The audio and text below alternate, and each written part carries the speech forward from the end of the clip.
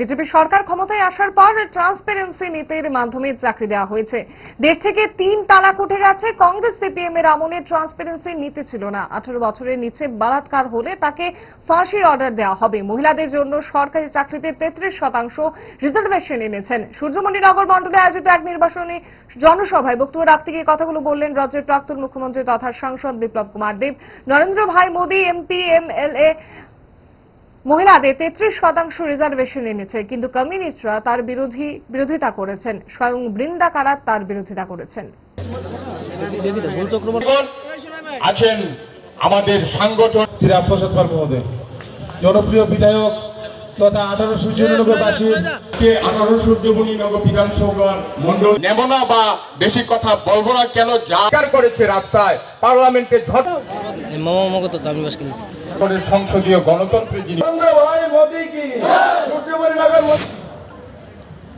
কমিউনিস্টরা চাঁদার বাইরে ত্রিপুরার মানুষকে দিয়েছে জীবন দেওয়া, আর লাইনের পর লাইন, নারী সমিতির নামে মিছিল, এসএফআই এর নামে মিছিল, ডিওএফ এর নামে মিছিল। কিন্তু ভারতীয় জনতা পার্টি সরকার আসার পর আমি বিপ্লব দেব আপনাকে বলতে পারি, আমরা সিপিএম কংগ্রেস দেখিনি, আমরা ট্রান্সপারেন্ট রিক্রুটমেন্ট নীতি ত্রিপুরাতে এনেছি। মহিলাদের জন্য সরকারি চাকরিতে 33% রিজার্ভেশন এনেছি। মাননীয় প্রধানমন্ত্রী নরেন্দ্র ভাই মোদী এমপি এমএলএ এর জন্য মহিলাদের জন্য 33% রিজার্ভেশন এনেছে। মুসলিম মহিলাদেরকে 3 তালাক থেকে মুক্ত করেছে। মহিলাদেরকে 18 বছরের নিচে কোনো মহিলাকে যদি রেপ করা হয় তাহলে তাকে ফাঁসির সাজার ব্যবস্থা ভারতীয় জনতা পার্টি নরেন্দ্র মোদী সরকার করেছে।